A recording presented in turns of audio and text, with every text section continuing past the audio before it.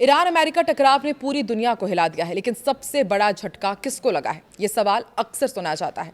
देखिए, मुस्लिम देशों को ये सबसे बड़ा झटका माना जा रहा है, क्योंकि जब ईरान लड़ रहा था तो कोई भी मुस्लिम देश खुलकर उसके साथ नहीं आया। अब अचानक चर्चा तेज हो गई है इस्लामिक नाटो की। तो क्या सच में बनने जा रहा है मुस्लिम देशों का अपना अलग नाटो, या ये सिर्फ एक सियासी चाल है? आज हम आपको इस एक्सप्लेनर के जरिए इस खबर के बारे में पूरी गहराई से पूरे अपडेट्स देंगे। तो देखिए, ईरान की लड़ाई ताकत भी है और तन्हाई भी। ईरान ने 23 दिनों तक अमेरिका जैसी सुपर पावर का सामना किया है। ये कोई छोटी बात तो है नहीं, लेकिन असली कहानी यहीं से शुरू होती है।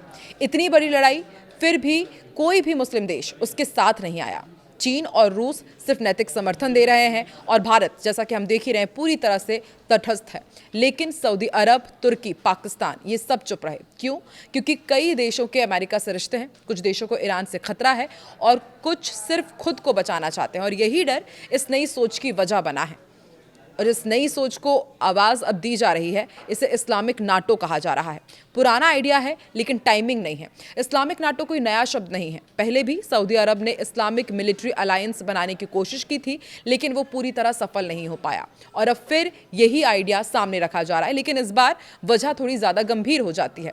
रियाद में तुर्की, सऊदी अरब, मिस्र, पाकिस्तान, इन चारों देशों ने दरअसल एक बैठक की। इसका एजेंडा यही था, सुरक्षा सहयोग हो, मिलिट्री कोऑर्डिनेशन पर बातचीत हो, क्षेत्रीय समस्याओं का समाधान हो। यानी साफ है, ये देश अब दूसरे देशों पर निर्भर नहीं रहना चाहते हैं। अब आते हैं सबसे अहम सवाल पर कि पाकिस्तान इसको लेकर के इतना एक्टिव क्यों है।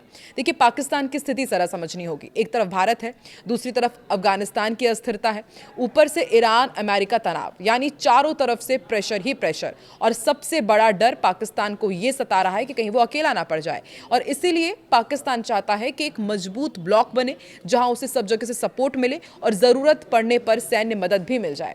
और यही आता है उसका सबसे बड़ा कार्ड, न्यूक्लियर हथियार। यही वजह है कि इस गठबंधन में पाकिस्तान की अहमियत बहुत बढ़ जाती है। चार देशों की ताकत, ये भी हम आपको समझाते हैं कि यदि ये साथ में आते हैं तो संभावित गठबंधन की असली ताकत क्या होगी। सबसे पहले बात करते हैं तुर्की की। तुर्की के बारे में हम जानते हैं कि तेज़ी से बढ़ता हुआ डिफेंस सेक्टर है, ड्रोन टेक्नोलॉजी में लीडर है, और खुद के फाइटर जेट ये बनाता है। तो ऐसे में इसका जो शक्ति प्रदर्शन है वो कई बार हमने देखा भी हुआ है। और सऊदी अरब की बात की जाए तो इनके पास पैसा है, तेल है, टेक्नोलॉजीज़ में भारी निवेश इसने कर रखा है, और अमेरिका के साथ इसके रिश्ते बहुत मजबूत हैं। मिस्र की यदि बात की जाए तो अरब दुनिया की सबसे बड़ी आबादी है मानी जाती है, मजबूत और अनुभवी सेना इनके पास है।